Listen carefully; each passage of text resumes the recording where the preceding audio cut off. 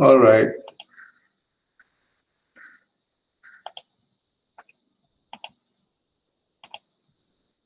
Today's class is about the advantages of database management system, which is part of the introduction to database management system. So in the introduction to database management system, we have discussed uh, what is database management system, some of the characteristics of database management system, and uh, how it is database is handling uh, things better than the traditional programming or file-based management system, file-based document management or data management system. So today we are going to discuss the advantages of using the database management system. So there are so many advantages, and I have picked up some of the advantages like the redundancy control, access control, persistent storage, storage structure and efficient query, backup and recovery, multiple user interfaces, complex relationships among data, integrity constraints, inferencing, and actions. So these are the advantages which we will discuss one by one. Now, when it comes to redundancy control, if, for example, you can have a database of students, if you think of the university system, you will realize that the university keeps record of students. And while keeping record of students, there are various sections which keeps the record of students. For example, departments keep student record, then the library also keeps student records in order to have a record of issue return, of books borrowed by each student. Then examination department or section also keeps marks, students marks, and finance keeps record of free transaction, what fee has been, what fee is paid, what is due, and so on. So what happened is that these results in the same data stored in multiple times. This is called redundancy. So what we mean to say here is that department keeps a student record. This is student record. So similarly, the library also keeps a student record. Then you have a finance section, exam section. So each one of them, if they keep separate records or files of students, then we end up having 1, 2, 3, 4 records. So this is what we call the same record. For example, a student name is ABC. So the same students ABC will be repeated everywhere. I mean, the information will be repeated everywhere. So this is what we call redundancy. So redundancy is duplication of efforts. Every time you make a changes, for example, and then everywhere it has to be changed, and it wastes of storage space, then there can be inconsistencies, etc. So, but what the database management system do is that it provides different views, okay? Different views, but the database is integrated. That means all of these records can be integrated as one in one storage space in one system, so that there is no redundancy. And then there are other associated problems are also taken care of. So it can be integrated in a database system. So student information is recorded and updated in one database. This helps in controlling redundancy. I'll give you an example. Now this is an example of a student record. Here the administration keep records like roll number, name, department, course, semester, registration number, date of birth, age, address, academic year, and so on. Similarly, the account section also keeps roll number, name, department, course, semester, then admission fee, tuition fee, hostel fee, library fee, and so on. Then we have a roll number, name. You see, if you can see the repetition, at least up to the registration, there is some repetition. Here, up to the course, there is repetition. Here also up to course, there is some repetition. And then here, between these two, up to semester, there are repetitions. So this is redundancy. And the problem is that you end up having so many files. So, I mean, so many different files of the same student. A single student will have a separate administration record, a separate accounts record, separate examination record, separate student welfare record, a separate library record. So a single student ends up having, in this case, 5 different records. So that is what we call redundancy. But what the database does is that when we put in a database, we are using the roll number as something which is common. If you look at this, they still maintain parts of the database. All of this administration plus accounts plus examination plus library plus student welfare, all of this together is one database. I mean, they still mean, for example, administration maintain all of these things, So account section maintains all of these things. Then examination is responsible for this. Student welfare is responsible for this. Similarly, library is responsible for this. Now there is, as you can see, there is no repetition. How is that possible? Each of these different sections or different components or sub-components of the database is linked with the help of, in a relational database system, we can link with the help of this unique number, which is called, in this case, is roll number. For example, if the same roll number will be repeated, only roll numbers will be repeated, but the rest will not be repeated. So there are so many advantages. Now, one advantage is being, for example, somebody's age has changed, then it need not be updated. In the previous case, if there is a change in age, everywhere, wherever there is age, it has to be updated. Or name has been corrected, then we have to correct in 1, 2, 3, 4, 5 files. But in database system, if there is a correction in name, then there will be correction in one place only. So these other departments can still see the changes. So this is one advantage of controlling redundancy.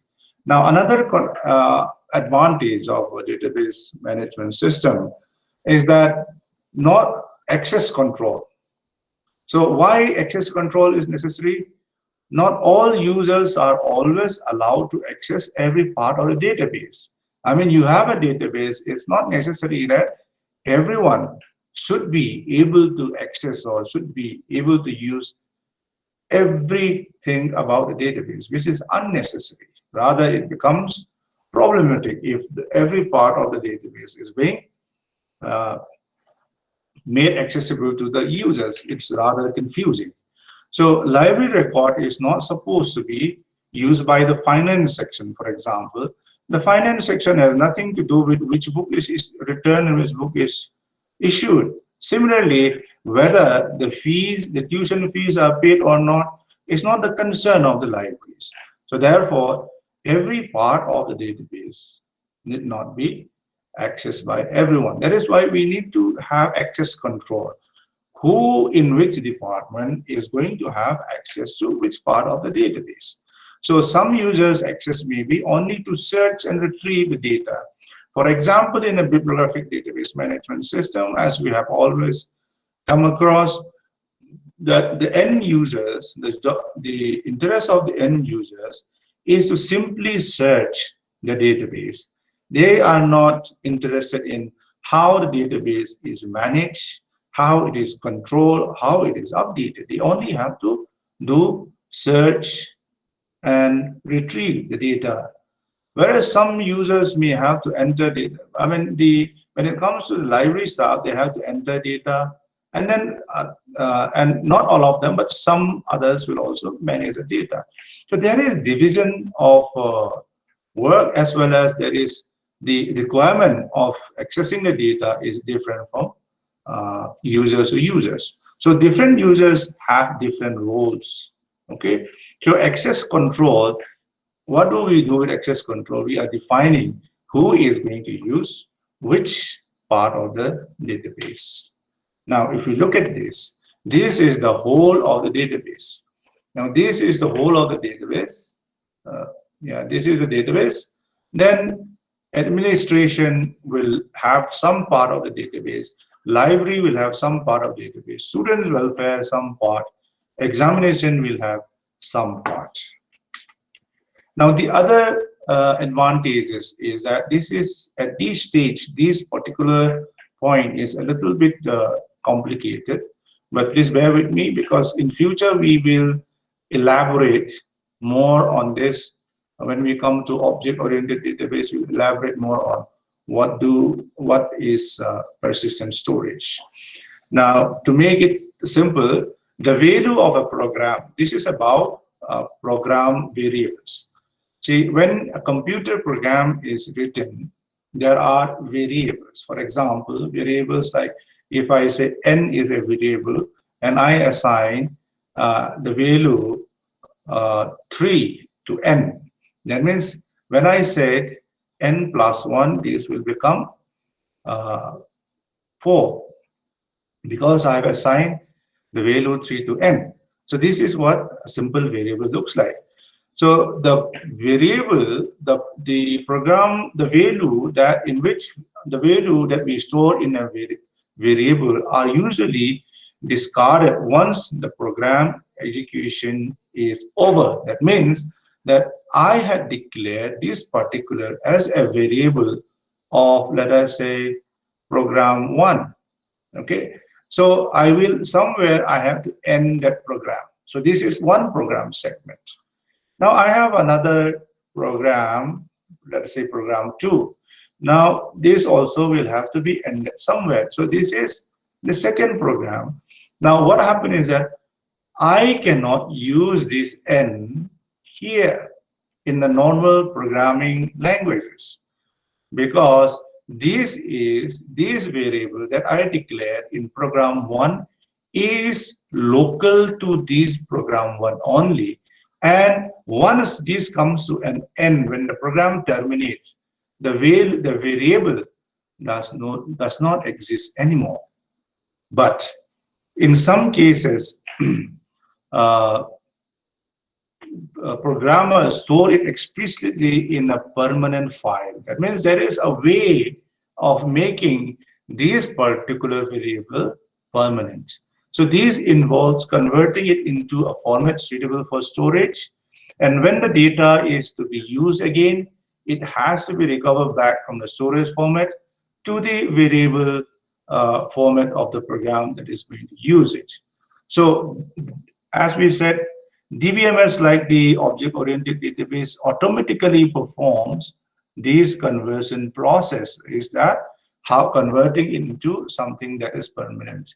Now, in this case, in this example I have given, this is a simple variable. But in some cases, this variable could have been a complex database. Okay, so a complex database, in this case, since in this example, since it is a simple variable, you can do it, reintroduce again in the second program. But suppose this is a complex database system with its structure, its data type, and all those complications, then instead of reintroducing or redeclaring it again, it is much, much better if you can reuse that. That is why there is a necessity to have this persistency or making a variable permanent. So as we said, database is able to do this, and this database is to be compatible with programming language like C++ and or Java. Okay, because by making this conversion process performing automatic conversion process, it can still be database is compatible with programming language like C++ and Java. Now the next is storage structure and efficient query. Now the database is normally stored on a disk, which requires specialized data structure, search technique to speed up the searching. Now what happened is that to make this to speed it up, okay, to speed up searching, indexes are made to suit the querying of this. Okay, so indexes are used for this purpose. Now DBMS buffers and cache modules to temporarily copy part of the database needed for the query. For example, I mean, what we mean to say here is that we have a DBMS usually comes with, normally computers have their own buffers, buffers and cache. This is pronounced as cache. What happens is that if this is a buffer or a cache, and this is your main disk, and some part of the program or some part of the data that you are storing in the main disk is used, then it is put in the buffers. So in this buffer, whatever portion that you are going to use is kept in the buffer. This is by default handled by the operating system. But some DBMS allows this kind of buffering so that searching is speed up. Now, from the main memory, it transfers to its own memory buffer. These two memory buffer usually, as you say, performed by operating system, but most DBMS function have this. So what happened is that instead of accessing the whole disk every time, if you bring up portion of the disk here, because you are working only with this part only, so you bring it up to a buffer and you concentrate on that. That speed up takes. So that is one advantage of DBMS. Then another advantage of DBMS is backup and recovery. Now, a DBMS usually has a backup and recovery subsystem.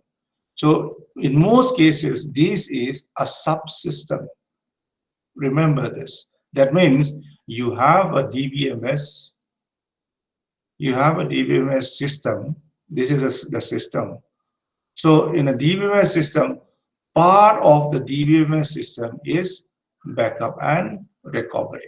So which means that backup and recovery are usually part and partial of the database management system. So what happens is that in case of failure in the middle of a transaction, this subsystem will allow data to be restored to the state right before interruption. For example, we have been updating it, and then let us say at this point it breaks down. Then this subsystem will record whatever we have entered up to here, updated up to here will be recorded. Now, when we are able to run again, when we start running the DBMS again, this recovery and backup and recovery will restore at this point where we have left out, then it will start from there again. So holistic disk backup is done to recover from catastrophic disk failure as well. Now, the next advantage is a multiple user interface. DBMS allows multiple user interface because we have different types of users. Now, there are a casual user, as in the library database system. Also, we have the end users. In this case, we are saying casual users. Their requirement is only to query. That means only to search or only to retrieve some information from the database system. Now, for an application programmer, somebody who is writing application program to the database system will be using programming language interface, which is part of the database system.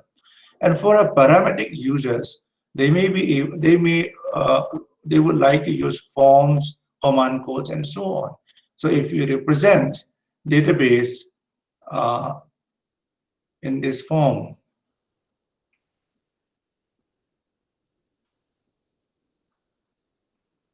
now if you look at this, one user here will access this part, another will access this part, another will access this part. We're just giving three different types of users. It can be much more than that. It is the same database, but multiple user interface. What you see here is not the same as what is seen here or what is seen here, because these interfaces are as per the requirement of the users. That is what database can support. Then next is a complex relationship among data.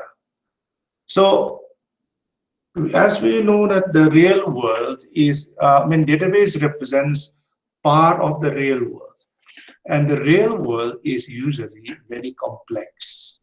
So DBMS is capable of representing very complex relationships of data, which the real world often requires.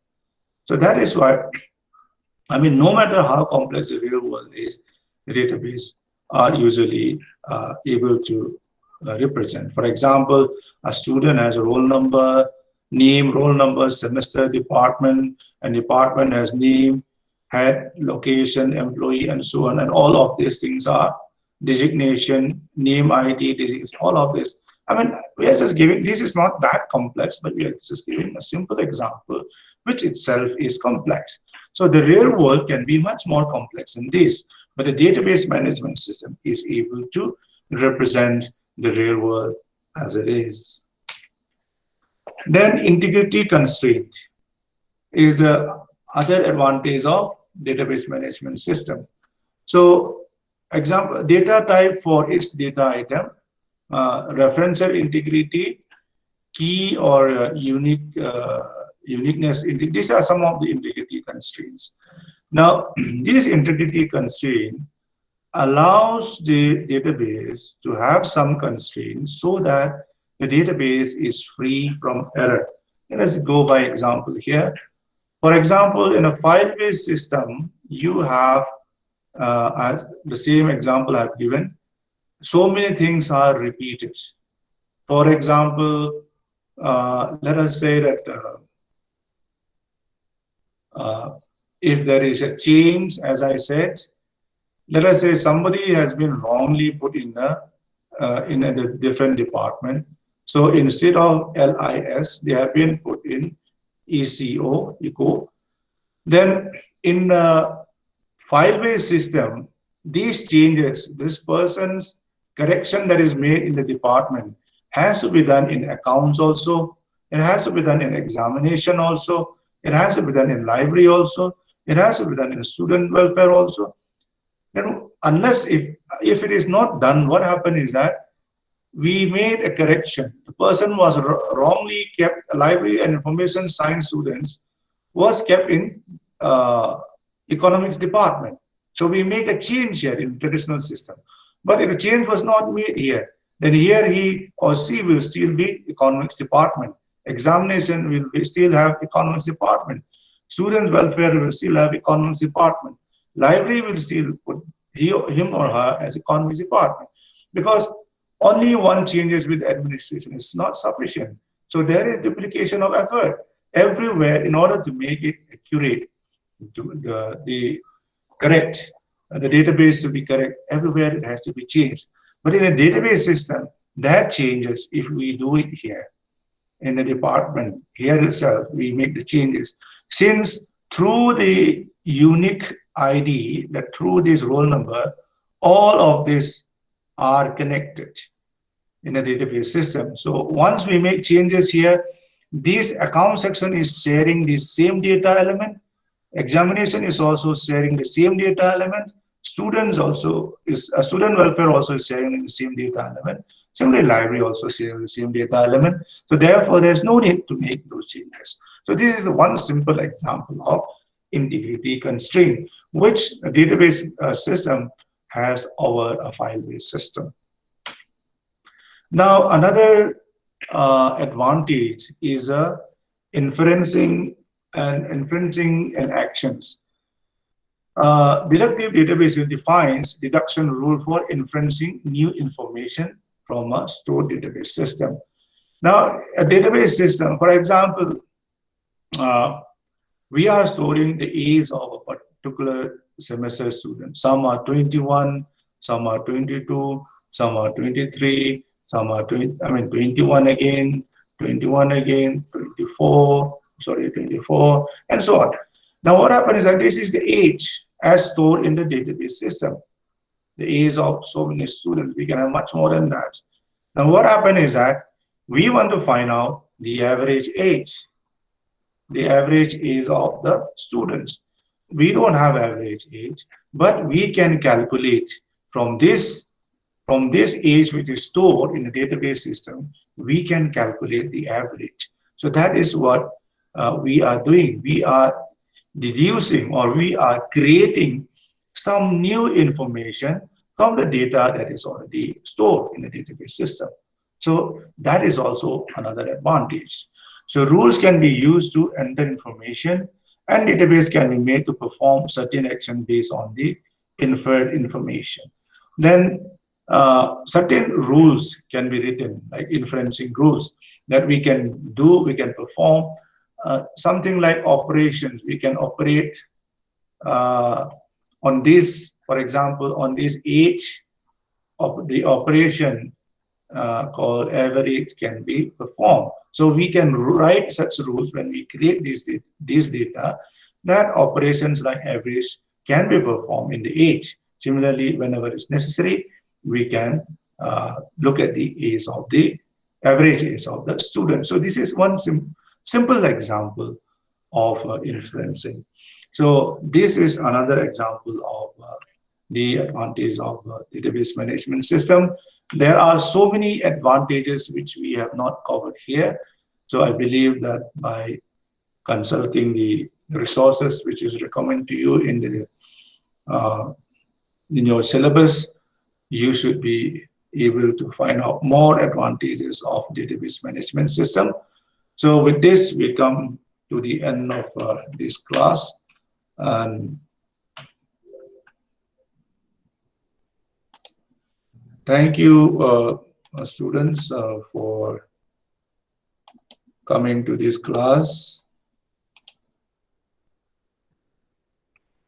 I'll see you again in the next class.